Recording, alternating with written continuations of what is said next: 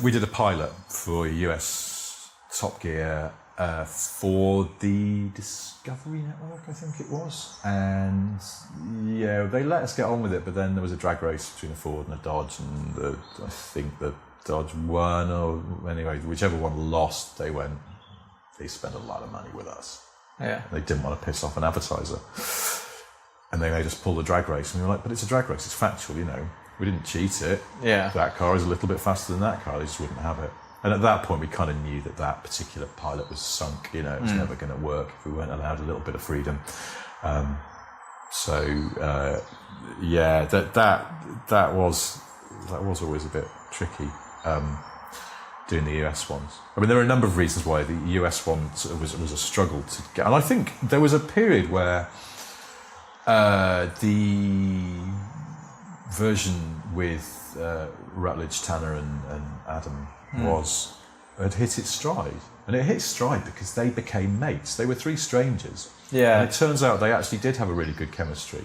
And they were quite good together. Yeah, they're still mates now. They're not making the show and they're still friends. Like, it's actually quite sweet that they're you know, buddies and they talk to each other, and it's still to this day. And you know, which is, they all live in different parts of the US, so that's not, you know, it would be easy for them to all just have disappeared off to their respective other lives. But yeah, I think that show did finally hit its stride, but it took a bit of refinement.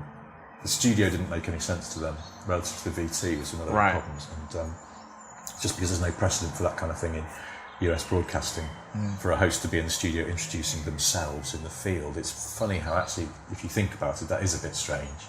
Yeah. But I suppose sort in of British used to TV it, we're yeah. used to it. You know, we all grew up on Blue Peter, which we do that all the time. A studio show that presenters link to their own BTs is sort of normal.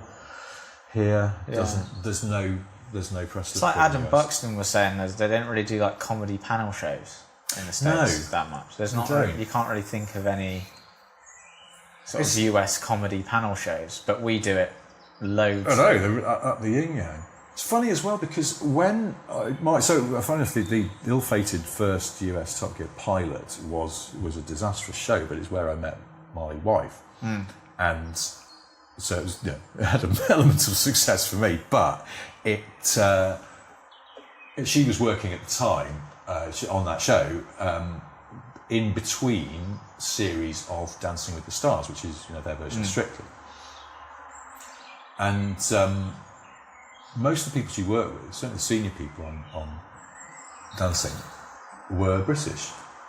And I was always really puzzled by that. They were ex-Strictly people usually. And I remember talking to one of them and going, how did you get this gig? Because surely there's plenty of people in Los Angeles who know how to make television. And she went, well, you say that, but not this kind of television. Big, kind of shiny floor, light entertainment, dancing show, no precedent at all. And so they happily went, get some Brits over here to just sort of lead the way. And of course, all these people who are used to having to rock up to a khaki office in Television Centre went, what, you want me to go and live in Los Angeles and make a TV show in Hollywood? Yeah, I think I can do that. Yeah. And then, obviously, you had to prize those jobs out of their cold, dead hands